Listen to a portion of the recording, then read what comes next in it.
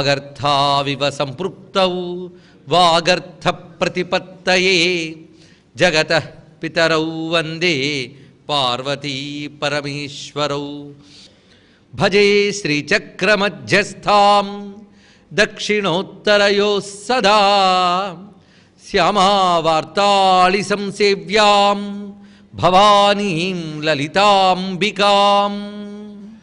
నమో మహద్భ్యో ఋషిభ్యో గురుభ్యో నమః. మంత్రాణాం మాతృభూతా చ మాతృకా పరమేశ్వరి. అమ్మవారికి మాతృకాదేవి మాత అని పేరెందుకు అంటున్నామంటే ఇకపై జగన్మాత అన్నప్పుడు ఈ అర్థంతో కూడా అనుకోవచ్చుట. ఎందుకంటే అన్ని మంత్రములు అక్షరాలేగా, అక్షరాలు లేని మంత్రం లేదు కదా. అక్షరాలను అటు ఇటు తిప్పడంలోనే మంత్రాలు మనకు వస్తున్నాయి. ఇప్పుడు ఔషధుల్ని ఎలా కంబైన్ చేస్తే ఔషధం వస్తుందో వైద్యుడికి తెలుసు, అక్షరాలని ఎలా కలిపితే మంత్రం అవుతుందో ఋషికి తెలుసు. అది ఇక్కడ. అందుకని ఔషధులన్నీ గొప్పవి కదా అని మనమే 4 తీసుకొచ్చి మింగేస్తే ఉంటామో లేదో సందేహమే. అలాగే ఏ అక్షరాలను ఎలా కలపాలో తెలియకుండా మంత్రానుష్ఠానం చెయ్యరాదు. పుస్తకాలు తీసుకుని చేసేవాళ్ళకి ఇదే ప్రమాదం. అందుకు ప్రతి అక్షరము మంత్రమే అయినప్పుడు మంత్రాణం మాతృకాదేవి ఎవరు? మాతృకా పరమేశ్వరి అన్నారు. మంత్రములన్నిటికీ తల్లి అక్షరములు, అక్షర రూపిణి అమ్మవారు కనుక అమ్మవారు మంత్రమాతృకా మూర్తి. అందుకే మంత్రమాతృకా వర్ణమాల స్తోమని శంకర భగవత్పాదుల వారు గొప్ప రచన కూడా మనకు చేసి ఉంచారు. కనుక మంత్రములకు మాతృకుల అక్షరములు, అక్షరముల తల్లి అమ్మ, అందుకు మాత అంటే అక్షర రూపిణి అని ఒక అర్థం. పైగా మనకు తల్లులు ఎవరెవరో చెప్తున్నారు లోకంలో, వాళ్ళందరినీ తల్లి భావంతో చూస్తే అమ్మని పూజించినట్లే తెలుసుకోండి. ఆ మధ్యకాలంలో ఒక అద్భుతమైన విషయం జరిగింది. ఒక ఆయనకి వ్యాపారంలో బాగా నష్టాలు వస్తున్నాయి, కోర్టులో కేసులు ఉన్నాయి, చాలా ప్రమాదాల్లో ఉన్నట్ట. అలాంటి పరిస్థితుల్లో అన్ని ప్రయత్నాలు చేసాడు, ఇంకా లాభం లేదని చెప్పి ఒక జ్యోతిష్ శాస్త్రవేత్త వద్దకు వెళ్ళాడు. చాలా కష్టాల్లో ఉన్నాను, ఏం చేయాలని. ఆ జ్యోతిష్ శాస్త్రవేత్త చాలా లోతైన జ్యోతిష్ శాస్త్రవేత్త అండి. అని ఒక్కటే మాట చెప్పాడు, మీ అమ్మ ఎక్కడున్నది, బ్రతుకున్నదా అంటే బ్రతుకున్నదండి. ఎక్కడుంది? ఢిల్లీలో ఉందన్నాడు. ఇతను ఎక్కడో మరో ఊరిలో ఉన్నాడు. నువ్వు అర్జెంటుగా ఫ్లైట్ ఎక్కి మీ అమ్మగారి దగ్గరికి వెళ్ళి ఆవిడ కాళ్ళు కడిగి ఆ కడిగిన నీళ్ళ తీర్థం పుచ్చుకుని తలపై జల్లుకుని రా అన్నాడు. తిన్నగా వెళ్ళాడు, ఆ పని చేసి వచ్చాడు, తన సమస్యలన్నీ తీరిపోయి. చూడండి ఇక్కడ మనం అనుకుంటాం మాతృదేవోభవ పితృదేవోభవ అంటే ఏదో భావం కాదు, నిజంగా ఉందండి ఆ విషయం, శక్తి ఉన్నది ఇక్కడ. అనుకుంటే తల్లిదండ్రులకి దండం పెట్టి తిరిగి వస్తే దానికో శక్తి ఉంది. అలాగే మనం లోకంలో పాతివ్రత్యం వెక్కిరింపులు ఈ మధ్య అలవాటే, కానీ ఒక్కసారి పతిని కూడా ఆ భావంతో చూసిన ఇలాంటి రిజల్ట్ ఉంటుంది, తప్పకుండా ఉంటుంది. ఆ భావాలకు ఆ శక్తి ఉన్నది, ఊరికినే చెప్పలేదు, మొత్తాన్ని పెద్దలు చెప్పిన దాంట్లో ఏదో పరమార్థం ఉన్నది. అలాగే ఎవరెవరిని తల్లులుగా చూడాలో చెప్పాడు అసలు. అందుకు ముఖ్యంగా తన తల్లి, గురు భార్య, రాజు భార్య, అన్న భార్య, వీళ్ళని మాతృసంజ్ఞలు గలవాళ్ళు అని అంటారు. అలా క్రమక్రమంగా అమ్మ ఉపాసనలో పండిపోతే స్త్రీని మాతృభావంతో చూడాలి, ఇది తెలియాలి. ఇది నిజానికి చిన్నప్పటి నుంచి భారతదేశంలో నేర్పితే ఇకపై పేపర్లలో స్త్రీలపై అత్యాచారాలనే వార్తలు మనం చూడము. ఇది తెలుసుకోండి. ఇక్కడ మనం ఈ పూజలు, ఈ సహస్రనామాలు ఎవరికి అనుకుంటున్నాం? వృద్ధులకు అనుకుంటున్నాం. మనకు కూడా తీరిక దొరుకుతాయి, సంస్కారాలు పెరగట్లేదు, అది చెప్పడం. ఇవి కేవలం శుక్రవారం చదువుకుంటే ఇంట్లో ఐశ్వర్యం వస్తుందని చెప్పుకుంటున్నాం, కానీ ఇందులో భావం ఏమిటో గ్రహించి మన సంస్కారాలుగా మార్చుకుంటే మన బ్రతుకు బాగుపడుతుంది, మన వల్ల ప్రపంచం బాగుపడుతుంది ఆలోచన మనకు రావట్లేదు ఇక్కడ. అందులో లలితా సహస్రం అంటే ఇది ఉపాసకుల విషయం కాదు, మనుషుల విషయం. నేను బతుకమ్మ చెప్పుకున్నాం కదా, ఇలాంటి సంస్కారాలు నేర్పండి. కనిపించే స్త్రీమూర్తిలో జగన్మాతను చూడలేనివాడు లలితాదేవిని నమస్కారం చేయడానికి అర్హుడు కాడు. దేశం నిండా శక్తిపీఠాలు పెట్టుకున్న భారతదేశంలో స్త్రీకి అత్యాచారం జరుగుతుందన్న వార్త చెప్పుకోవడం సిగ్గుచేటండి. ఇంకెంత అంత బాధాకరమైన అంశం ఎందుకు? అందుకు యాదేవి సర్వభూతేషు అయినప్పటికీ యాదేవి సర్వభూతేషు మాతృరూపేణ సంస్థిత. ప్రతి వారిలోనే అమ్మన్నది. అది తెలియాలంటే ముందు స్త్రీ అందు అమ్మని చూడు. అందుకే త్వత్కళా సర్వయోషిత. ఇది మనం రామానామం దగ్గర చాలా విశేషంగా చెప్పుకున్నాం. మరొక్కసారి నొక్కి చెప్పడం ఏంటంటే శ్రద్ధాళువులకి ఇవన్నీ. అందుకు మాత అనే మాట వచ్చేటప్పటికల్లా మనం గమనించుకోవాల్సింది స్త్రీ యందు మాతృభావాన్ని ఏ విధంగా తెచ్చుకోవాలి. అందుకే జగన్మాతృ భావన బాల్యం నుండి అవగాహన చేసుకున్నట్లయితే, అందుకే భారతదేశంలో ప్రతిదీ అమ్మగానే చూస్తారండి. చదువు నేర్పేటప్పుడే సరస్వతి అమ్మ నేర్పుతారు, డబ్బు పుచ్చుకునేటప్పుడు లక్ష్మమ్మ అంటాం, బలం కనబడితే దుర్గమ్మ అంటాం. ఇలా ప్రధాన్ని అమ్మగా చూడడం నేర్పే మనకి ఈ సంస్కృతిలో. అది గ్రహించి సర్వం జగన్మాతృమయమనే భావన ఈ మాత అనే నామంలో మనకు కనబడుతున్నది. అయితే మనం తుష్టి పుష్టి నామం దగ్గర నుంచి కూడా వివిధ క్షేత్రాల్లో అమ్మవారు ఏ పేర్లతో ఉన్నాయో సందర్భం బట్టి చెప్పుకుంటున్నాం. కాయావరోహణమని ద్రవిడ దేశంలో గొప్ప క్షేత్రం ఉంది. ముత్తుస్వామి దీక్షితులైతే కాయావరోహణేశ్వరుడిపై కీర్తనలు కూడా రచించారు ఆయన. అక్కడ అమ్మవారి పేరు మాత. అక్కడుంది ఆ తల్లి, మాతాదేవిగా ఉన్నది. మలయాచల వాసిని. మలయాచల వాసిని అంటే మలయ పర్వతముపై ఉన్న తల్లి. చాలా స్పష్టంగా ఉంది కదా, వింధ్యాచలంలో ఉంది కనుక మలయాచలంలో ఉంది. వింధ్యాచలం అంటే మనం అనుకునే వింధ్య పర్వతం మాత్రమే కాదు. వింధ్య పర్వతం అవును, కానీ అది మాత్రమే కాదని మరొక అర్థం చెప్పుకున్నాం. ప్రధానికి భౌతికార్థంతో పాటు మరో అర్థం కూడా చెప్పాలి. మలయాచల వాసిని అని భారతదేశంలోనూ మనం అన్నాం, సరిపోయింది. స్వర్గంలో ఉన్నటువంటి వాళ్ళు మణిద్వీపంలో ఉన్న వారికి మలయాచలం ఎలా వస్తుంది? కనుక మలయాచలం అంటే బయట చెప్పేటువంటి పర్వతమే కాకుండా మరికేదో అర్థం ఉండి ఉండవచ్చు, అది కూడా ఆలోచిద్దాం. వింధ్య అనే దానికి కూడా రెండు రకాల అర్థం చెప్పుకున్నాం. వింధ్య అంటే ఆకాశానికి వింధ్యం అనే పేరున్నది.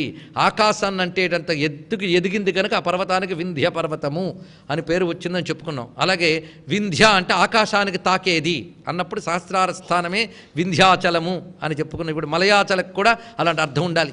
ముందుగా భౌతికార్థం చెప్పుకోవాలి, అది కూడా కావాలి. ఎందుకంటే అమ్మవారి క్షేత్ర రూపంలో ఉన్న తల్లిని ముందు నమస్కారం చేసుకోవాలి. మలయాచలము అనగా మనం అనుకున్న మలయాళ దేశం కేరళ, అక్కడ పర్వత శ్రేణికి మలయ పర్వతములు అని పేరు. అక్కడ తల్లి భగవతి అని పేరుంటుంది. మీరు పరిశీలించండి, పురాణాల్లో చెప్పేవన్నీ నేటికి దేశంలో కనబడుతున్నాయి. ఆ దృష్టితో మనం చూడట్లేదు. ఇప్పటికీ మనం కేరళలో ఏ ప్రాంతానికి వెళ్ళినా అమ్మవారిని వాళ్ళు భగవతి భగవతి అని పిలుస్తారు. ఒక్కొక్క మండలంలో ఒక్కొక్క పేరు. మీరు కాంచీపురం చూసుకుని ఆ పరిసర ప్రాంతంలో ఉన్నటువంటి ఏ అమ్మవారిని చూసినా కామాక్షి తాయి అంటారు. అక్కడ నెల్లూరుకు వచ్చి అక్కడ జొన్నవాడు చూస్తే అక్కడ కామాక్షి తాయే. ఎందువల్ల అంటే అఖండ కాంచీ మండలంలో ఏ రూపంలో అమ్మున్నవాడు కామాక్షి, అదొక పెద్ద రహస్యం. అలాగే మలయ పర్వతములు యందు అమ్మవారు ఎక్కడ కేరళలో మీరు చూసినా భగవతి భగవతి భగవతి. పరశురామ క్షేత్రములు 6 భగవతీ క్షేత్రములు ఉన్నాయి మనకు. మూకాంబిక మొదలుకొని, మూకాంబిక ఒక్కటి కర్ణాటకలో ఉంది, మిగిలిన 5 కూడా మలయాళంలో ఉన్నాయి. అయితే కర్ణాటక మలయాళం మనం తర్వాత చేసుకున్న విభజన, ఒకప్పుడు అఖండ భారతమే కదా. అందుకు మనం అలా పరిశీలన చేసుకుంటే అక్కడి నుంచి వరుసగా అన్నీ ఒకేలా ఉంటాయి 6 భగవతీ క్షేత్రములు కూడా. ఇవి ప్రధానం. పరశురామ క్షేత్రమైన మలయాళ దేశంలో భగవతీ రూపంతో అమ్మవారి ఆరాధన ఉంది. చోటా నికరై మొదలైన ప్రాంతాల్లోని అమ్మవారికి కూడా భగవతి. అందుకే మలయాచల వాసిని, ఈ తల్లికి భగవతి అని పేరు. అందుకు భగవతీ రూపంగా మలయాచలంలో ఉన్న అమ్మవారు, ఇదొక అర్థం. ఇప్పుడు మనకు చెప్పుకుంటున్న మాలిని హంసిని మాత నుంచి మలయాచలకి అనుబంధం, ఆ పూర్వాపర సంబంధం తెలియాలి కదా. శ్వాస అక్షరములు చెప్పుకుంటున్నాం. అక్షరములు ఎన్నైనా 3 అక్షరాల్లోనే ఉన్నాయటండి, 50 అక్షరాలు. అదొక పెద్ద రహస్యం.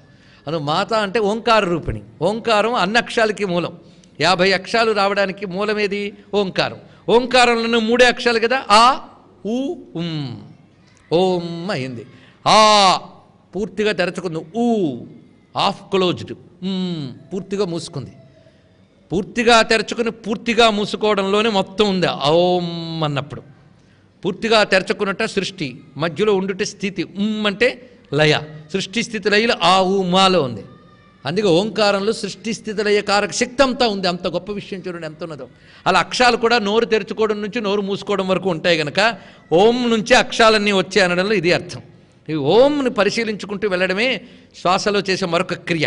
ఆ చేసేటప్పుడు అకార ఉకార మకారములు ఓం అన్నప్పుడు పైన నాదాంతములని స్థితి ఉంటుంది. దీని గురించి నాదరూపా దగ్గర చాలా విస్తారంగా చెప్పుకున్నాం. ఏ రోజుకు ఆ రోజే మేము ఎవర్ ఫ్రెష్ అనుకుంటే నేనేం చెప్పలేం, కానీ ఒక చెప్పింది మరొక దానికి అనుబంధం తెచ్చుకుంటే ఇంకా సులభంగా మనం వెళ్ళిపోవచ్చు. కనుక ఓం అన్నప్పుడు మనకి స్థూలంగా వినబడింది, మకారంతో ఆగిపోయింది. స్థూలనాదం మకారంతో ఆగిపోయింది. ఓం అకార ఉకార మకారములు స్థూలనాదాలు. దాని తర్వాత సూక్ష్మనాదం, అది మనకు వినబడదు. ఓం దానిలోకి వెళ్ళిపోతుందిట. దేనిలోకి వెళ్ళింది తెలుసా? అసలు నువ్వు ఓంకారం దేని నుంచి ప్రారంభించావో దాంట్లోకి వెళ్ళిందిట. దేని నుంచి ప్రారంభించావో మనకు తెలుసా? ఆలోచించండి. ఓం అని ఏ చైతన్యం వాళ్ళు అనగలిగావు నువ్వు? అది అన్న తర్వాత దానిలో లీనమైంది, అక్కడ తెలుస్తుంది. అది ఇక్కడ తెలుసుకోవాల్సింది. అందుకే పరమ చైతన్యంలోకి తీసుకువెడుతుంది. ఆ సూక్ష్మ నాదములు అని, వినబడే నాదములు అకార ఉకార మకారములైతే వినబడని నాదములు 8 అని మనం చెప్పుకున్నాం. అకార ఉకార మకారములు సరిగ్గా మనకు భ్రూమధ్యస్థానంతా అయిపోతాయి. భ్రూమధ్యం దాటిన తర్వాత సహస్రారం వరకు కలుపుకుంటా సూక్ష్మనాదానికి తురీయం అని ఒకే పేరు పెట్టేసింది ఉపనిషత్తు.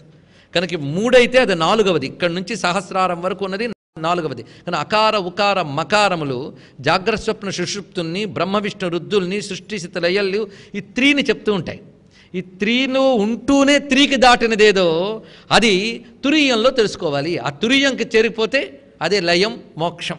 తురీయ స్థితిని పొందినవాడే సమాధి స్థితిని పొందినవాడు అని చెప్తున్నారు ఇక్కడ. ఆ తురీయం ఏది? మకారానికి పైన ఉంది. ఆ ఉ మా, మాకి పైన అది ఉంది. ఈ తురీయంలో మనం సూక్ష్మ భూమికల కింద రోధిని, నాద, నాదాంత, ఉన్మని అని మనోన్మని నామానికి చాలా విశేషంగా అర్థం చెప్పుకున్నాం కదా. తురీయం అన్నప్పుడు భూమధ్యం నుంచి సహస్రారం వరకు ఉన్న సూక్ష్మ భూమికలు ఇవన్నీ కలుపుకుంటే, మొత్తానికి తురీయం అంతా కలుపుకుంటే కేవలం త్రిగుణాతీతమైన బ్రహ్మము. అకార ఉకార మకారములు త్రిగుణములతో కూడిన బ్రహ్మము కనుక అకార ఉకార మకారములు సగుణ బ్రహ్మము, ఆ తురీయము నిర్గుణ బ్రహ్మము, రెండు కలిపి ఒక దాంట్లో పట్టుకోవాలి మనం. ఇది తెలుసుకోవాల్సింది. కనుక తురీయ బ్రహ్మము నిర్గుణ బ్రహ్మాన్ని చేరుకోవడమే కదా పరమావధి. కనుక అది వెళ్ళాలి అంటే ముందు మాలిని హంసినిగా మనలో నడయాడుతున్నటువంటి తల్లిని ఆజ్ఞాచక్రం వరకు తీసుకెళ్ళగలిగితే అక్కడికి వచ్చింది. ఆ తర్వాత తురీయంలోకి ఈ మకారం లయించిపోవాలి. మకారం లయించిపోయిన తురీయ స్థితి ఉందే అది అచలం స్థాణు స్థితి. కనుక మకారము లయించిన స్థితే లయ అచలము. ఇది తెలుసుకోవాలి. మలయాచలము అంటే ఇది అర్థము. మకారము లయించేటటువంటి అచలమైన తురీయ భూమిక అనగా సహస్రార స్థానము. అదే ఇక్కడ మలయాచలవాసిని అనగా సహస్రారమునందున్న తల్లి. ఇంత విశేషమైన భావం. సుముఖి నలిని శుభ్రు శోభన సురనాయిక. ఈ 4 నామాలు కలిపి సుముఖి అనబడే అమ్మవారి మంత్రం అండి. ఇదొక విశేషం. ఈ తల్లి ఉపాసన చేస్తే కొంచెం సుముఖత్వం వస్తుందట. ఎవరికి? చేసిన వాడికి. మనకు లోకమంతా సుముఖంగా ఉండాలనుకుంటాం కానీ మన ముఖం ఎలా ఉందో చూసుకోం. వచ్చింది బాధ అది. సుముఖం అంటే ఎవడైనా మనకి అనుకూలంగా ఉంటే సుముఖం అంటాం, అంతే కదా.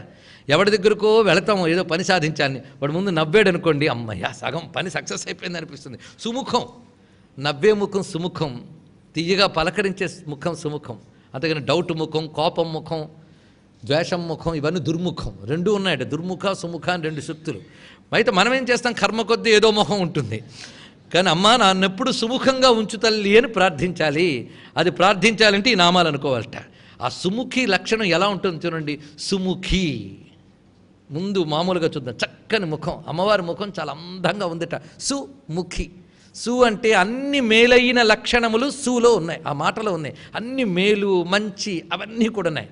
అలాంటి ముఖం అమ్మవారి దగ్గర. చక్కని నవ్వు, చక్కని కళ్ళు, ఆ చక్కని నుదురు, చక్కని కపోలములు, చక్కని చుబుకము, ఆ చక్కని జుట్టు, ఇవంతా చూస్తున్న అమ్మ ముఖం సుముఖం. అంతేకాదు అది ఎలా ఉందగ ముఖం అంటే వికసించిన పద్మంలాగా ఉంది కనుక నలిని. సుముఖి నలిని, వికసించిన పద్మంలా ఉంది. ముఖ్యంగా కనుబొమ్మలు చాలా ముఖ్యం. కొందరికి ఇలా ముడుచుకుంటూ ఉంటే, కొందరికి ఇలా తెరుచుకుంటూ ఉంటే ఒకసారి పట్టి వచ్చేది. వింటున్నప్పుడు ముడుచుకున్నాయంటే ఏదో డౌటో కోపమో వచ్చిందని అర్థం. మామూలుగా ఉన్నాయంటే అబ్బా అర్థమైపోతుందని అర్థం. కనుక సందేహాలు కోపాలు వచ్చినప్పుడు భృకుటి ముడివేసెను అని మనం అంటూ ఉంటాం లోకంలో. కనుబొమ్మలు ముడివేయుట, నుదురంతా ముడి అవుట, ఇవన్నీ కూడా వికారాలు. ఆ కనుబొమ్మలు ఎలా ఉండాలి? చక్కగా తీర్చిదిద్దినట్టు, ముడతలు మొదలు లేకుండా చక్కగా ఉంటే శుభ్రూహు. భ్రూ అంటే కనుబొమ్మలు, శుభ్రూహు. చూడండి, సుముఖి లలిని శుభ్రూహు. మొత్తానికి ముఖం అలా ఉంటే ఆ ముఖానికి ఓ శోభ, చూసేవారికి శోభ. అందుకే శోభన అని చెప్తున్నారు ఇక్కడ. ఈ ముఖంతోనే తనను ఆశ్రయించి అమ్మా కాపాడమ్మా, అసురుల బాధ ఎక్కువైపోయింది అని దేవతలందరూ పాదాలు పట్టుకున్నారు. భండాసురుడు రానియండి, మహిషాసురుడు రానియండి, చండముండులు రానియండి, శుంభులు రానియండి, ఎవరు ఎలాగొచ్చినా దేవతలు అమ్మా అన్న నేర్చుకున్నారండి. ఇది గొప్ప విషయం. కష్టం వస్తే అమ్మా అనడం మన వ్యవహారమే కాదు, దేవతల వ్యవహారం కూడా. అమ్మా అన్నారు అనగానే ఆ తల్లి వాళ్ళని ఒకసారి చూసిందిట. చూడగానే వాళ్ళకి ధైర్యం వచ్చింది. సుముఖంగా వికసించిన వదనంతో, చక్కని కనుబొమ్మలతో మీకు శుభం కలుగుతుందిరా నాన్న అని చూసి ఆ దేవతలను అనుగ్రహించేది కనుక సురనాయిక. తర్వాతి మాట సుముఖి నలిని శుభ్రూహు శోభన సురనాయిక. ఈ మాటను అలాగే మనం గమనించుకుంటూ ఇప్పుడు మరో విశేషం. ఇందులో అసలు ప్రధాన దేవత సుముఖి అనే దేవత. ఈ నలిని శుభ్రు శోభన సురనాయికలో 4 బీజాక్షరాలు నిక్షిప్తం చేశాడు. అది తెలుసుకోవాల్సింది. అందులో మొదటి దానికి సూచన శ్రీంకారం, ఇంకెక్కువ చెప్పకూడదు. ప్రతిదానికి భ్రూస్థానంలో ఉన్న బీజాక్షరం పట్టుకోగలగాల తెస్తే మొత్తం 4 బీజాక్షరాలతో సుముఖి అనే దేవత యొక్క మంత్రం. మిగిలిన బీజాక్షరాలు తెలియకపోయినా శ్రీ సుముఖ్యై నమః అనే మంత్రం ఇందులో మనకి కనబడుతున్నది. సుముఖి. ఇప్పుడు ఈ మాట పరిశీలన చేయాలి. సుముఖము అంటే ఎప్పుడు ఉండాలి కదండి. మొన్నేమో చాలా కోపంగా బాధగా విన్నాం, ఇవాళ నవ్వుతూ విన్నామంటే మొన్నటిది గుర్తుపెట్టుకోవాలి, ఇవాళది గుర్తుపెట్టుకోవాలా, మళ్ళీ రేపు ఎలా ఉంటుందో అని భయపడాలి. కనుక ఒక కన్సిస్టెన్సీ, ఒక సుస్థిరత్వం లేదే ముఖాలకి. అమ్మవారి ముఖానికి ఎప్పుడు సుముఖమేట.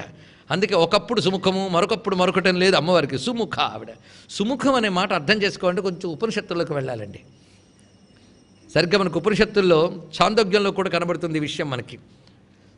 ఆత్మసాధనకు పంపిస్తాడు శిష్యుణ్ణి. శిష్యుడు బ్రహ్మసాధన చేసి బ్రహ్మతత్వం తెలుసుకుని వస్తాడట. వస్తే అబ్బా నీ ముఖం చాలా వెలిగిపోతుందయ్యా అంటాడు గురువు. అన్నప్పుడు చాలా గొప్ప మాట అంటాడు, బ్రహ్మ విధివా సౌమ్యతే ముఖం భాతి. ఓ సౌమ్యుడా, సౌమ్య అంటే నాయన అని ఒక అర్థం. ఓ సౌమ్య, నీ ముఖం బ్రహ్మవేత్త ముఖంలా ఉందయ్యా అన్నట్ట. అంటే బ్రహ్మవేత్త ముఖం ఎప్పుడూ ఆనందంగా వికసిస్తూ కనబడుతుంది. కావాలంటే ఒక్కసారి రామకృష్ణ పరమహంస ముఖం ఆ పటం ముందు నిలబడి చూడండి. ఆ చిన్న నవ్వు, ఆ నిర్వీకారమైన స్థితి. లేదా రమణ మహర్షి కళ్ళల్లో చూడండి కనబడుతుంది. ఇక్కడ ఒక చంద్రశేఖర భారతీ స్వామి వారిని, ఒక చంద్రశేఖర సరస్వతీ స్వామి వారి ముఖాల్లో చూస్తే కనబడుతుంది. వాళ్ళది ఎప్పుడు సుముఖం, నిరామయమైనటువంటి నిర్మలమైన ఆనందం తొణికిసలాడుతుంటుంది. బ్రహ్మవేత్త ముఖంలోనే అలా ఉన్నప్పుడు బ్రహ్మమే రూపం ధరించినప్పుడు ఆ ముఖం ఎలా ఉంటుందండి? అందుకే అమ్మ ముఖంలో బ్రహ్మజ్ఞాన సంపద అక్కడ ప్రసరింపబడుతున్నది కనుక, అమ్మ ముఖం నుండి బ్రహ్మజ్ఞాన సంపద ప్రసరింపబడుతుంది కనుక అది సుముఖి. దానితో వికసించి ఉంది కనుక నళిని. ఇది ఇక్కడ మాట. ఈ నళిని అనేటువంటి విషయానికి వచ్చేటప్పటికి అమ్మ పద్మస్వరూపిణి. నళిని అన్న పద్మిని అన్న ఒకటే విషయం. ఇక్కడ అమ్మ పద్మినీదేవి, అది ఇక్కడ చెప్పుకోవాల్సింది. పద్మినీ జాతి స్త్రీ అని స్త్రీ జాతుల్లో ఉత్కృష్టమైన వాళ్ళని చెప్తారు. ఎన్నో పుణ్యములు గర్జన్మల్లో చేసుకుని ఉంటే ఆ పుణ్య సంస్కారాల వల్ల ఒక నిర్మలమైన దివ్య సాముద్రిక లక్షణము కలిగిన స్త్రీ జన్మ వస్తుందట. ఆ జన్మలో ఆ శరీర లక్షణములు, ఆ స్వభావములకు పద్మిని స్వభావములు అంటారు. ఇది ఉత్తమమైన స్థితి. ఈ స్థితి దేవతలకు ఉంటున్నది. దేవదేవి ఎప్పుడూ కూడా అటువంటి స్థితిలో ఉంది. పద్మిని అంటే ఇది ఒక విధంగా మహాలక్ష్మి స్వరూపం, అదే ఆ పద్మిని. అందుకే అమ్మవారిని వర్ణించేటప్పుడు పాద పద్మము, ముఖ పద్మము, నయన పద్మము, హస్త పద్మము అంటే ఆ వికసన లక్షణము, ఆ పూర్ణత లక్షణమే పద్మము యొక్క శక్తి. వికసించుట, నిండుతనము, ఈ రెండూ ఎక్కడుంటాయో అది పద్మలక్షణం. అమ్మవారి దగ్గర అది సంపూర్ణముగా ఉంది నళిని. ఇందులో మనకు తెలియకుండానే మనల్ని పవిత్రం చేసిన నామాలు రెండు చెప్పుకున్నాం మనం. ఒకటి నందిని, ఇంకోటి నళిని. ఈ రెండు చెప్పడంలో అమ్మవారు గంగారూపిణి అని చెప్పడం ఇందులో ప్రధానమైన అర్థము. నందిని, నళిని, సీత, మాలినీచ మహాపగా. ఇప్పుడు ఎన్నొచ్చే చూడండి. మాలినీచ మహాపగా, విష్ణుపాదాబ్జ సంభూత, గంగా త్రిపదగామిని, భాగీరథి, భోగవతి, జాహ్నవి, త్రిదిశేశ్వరి. ఈ నామాలు అనుకుని రోజు స్నానం చేయమని మనకు ధర్మశాస్త్రం చెప్తున్నది. గంగలో స్నానం చేసామా సంతోషం, నిత్యం గంగా స్నానం ఎక్కడవుతుంది? కనుక ఇంట్లో నువ్వు బాత్రూముల్లో స్నానం చేసినా ఆ నీళ్లలో చెయ్యి వేసి నామాలు అనుకో అన్నారు. ఈ 12 నామాలు అనుకుని స్నానం చేయమని మన పెద్దవాళ్ళు ధర్మశాస్త్రాలు రాసిపెట్టారండి. హంసిని, మాలిని, నందిని చెప్పుకున్నాం. ఇప్పుడు మాలిని కూడా వచ్చింది. కనుక గంగాది పవిత్ర నదీ రూపిణిగా ఉండి తరింపజేసేది కూడా అమ్మయే. దేవి భాగవతం చెప్తోంది కదా, గంగ అమ్మవారి రూపమే. గంగలో స్నానం చేస్తే ఎంత పవిత్రమో అమ్మ ముఖాన్ని ధ్యానం చేస్తే అంత ఫలితం అండి. అందుకే అమ్మ సుముఖి నళిని, ఆ ముఖ ధ్యానమే మన గంగా స్నాన ఫలము. అందుకే అసలు గంగా స్నానం ఒకటి చెప్పారు శ్రీ విద్యలో. అదేంటంటే ప్రాతకాలంలో నువ్వు లేచి కిందకు కూడా దిక్కుండానే అమ్మ యొక్క వదనాన్ని ధ్యానించు. ప్రాతస్మరామి లలితా వదనారవిందం బింబాధరం పృథులమౌక్తిక శోభినాశం. అలా ధ్యానిస్తుంటే ఆ సుముఖి ధ్యానించావు కదా, అదే నీ గంగా స్నానం చేసిన ఫలితం. అలా చేశాను కనుక తర్వాత స్నానం చేయలేదు అనద్దు. అది నీళ్ల స్నానం, ఇది గంగా స్నానం. ఇది చాలా ముఖ్యం. ఇది మానసిక స్నానం. ఇది చేయింది అది చేసిన ప్రయోజనం లేదు. ఇది చేయమన్నారు కానీ అది వదిలేయమని లేదు ఇక్కడ. అందుకే నళిని అయినటువంటి అమ్మ యొక్క పరమ పావనమైనటువంటి ఆ ముఖ ధ్యానానికి మనం నమస్కారం చేసుకుంటే శుభ్రూహు, చక్కని కనుబొమ్మలు కలిగినది అని వర్ణించారు. కనుబొమ్మల ధ్యానం ఒక విశేషం. ఎందుకంటే మన దృష్టి ఎప్పుడు ఉండవలసింది అక్కడేగా, కనుబొమ్మలే. మన కనుబొమ్మల నడిమి స్థానము అది. ఇక్కడున్న ఈ శక్తి మనకి ఇక్కడ పరిమితంగా ఉంటే అక్కడ అపరిమితంగా ఉంది. అందుకే భ్రువౌచ సంధ్యయోస్తేజ అని అమ్మవారి రూపవర్ణంలో బ్రహ్మాండ పురాణం చెప్తుంది. సంధ్య యొక్క తేజస్సే కనుబొమ్మలుగా వచ్చింది అని. ఒక్కొక్క శరీరావయవం ఒక్కొక్క దేవతా స్వరూపం అన్నారు కదా, కనుక అమ్మ కనుబొమ్మలు సంధ్యాకాలం యొక్క తేజస్సు. ఆ మాటనే శంకర భగవత్పాదుల వారు సౌందర్యలహరిలో దర్శించి మనకు చూపించారు. అందుకే శుభ్రూహు అంటే ఆ సంధ్యాస్వరూపిణి ఇక్కడ మనకి ధ్యానం చేస్తున్నారు. శోభన, ఇది గొప్ప విషయం. ఇది ఈ శోభన అంటే మంగళకరమైన అని అర్థం. ఆనందము, మంగళము, ఈ రెండు భావాల కలయికని శోభనము అని అంటారు. అందుకు ఆ తల్లి ఆ శోభనారూపిణి, నిర్వికార స్థితియే శోభనత్వము అన్నారు. ఇక్కడ అమ్మ ముఖంలో ఏ వికారము లేదండి. వికారం అంటే భయము, అజ్ఞానము, ఈర్ష్య, అసూయ, దుఃఖము, ఇవన్నీ వికారములు. ఇవేవీ లేని కేవల జ్ఞానానంద స్వరూపమే నిర్వికారం. ఇలా మొత్తం సుముఖీలన్నీ శుభ్రశోభన పట్టుకుంటే అంతా బ్రహ్మ విద్యాస్వరూపిణి అమ్మ. ఆవిడ స్వరూపంలోనే బ్రహ్మ విద్యా లక్షణములు గోచరిస్తున్నాయి. సురనాయిక, ఆవిడ దేవతలకు నాయికరాలు. అందుకే ఎప్పుడు అమ్మవారిని ఒక దేవత అనుకోకూడదు, దేవతలకి నాయకురాలు అనుకోవాలి. అందుకే నమో దేవ్యై మహాదేవ్యై శివాయై సతతం నమః అన్నారు దేవతలందరూ. అందుకు దేవి మహాదేవి అన్నారు. ముందు దేవి అని ఎందుకన్నారంటే అందరిలో ప్రకాశించే దానం నువ్వే అని. కానీ దేవి అంటే మిగిలిన దేవతలతో ఎక్కడ కలిపేస్తామని తేడా తెలియడం కోసం మహాదేవి అని మళ్ళీ వెంటనే అన్నారు ఇక్కడ. అందుకు ఆవిడే దేవి, మహాదేవి. అందుకే సురనాయిక మహత్తరా మహిమా దేవతానాం అని శాస్త్రం చెప్తున్నది.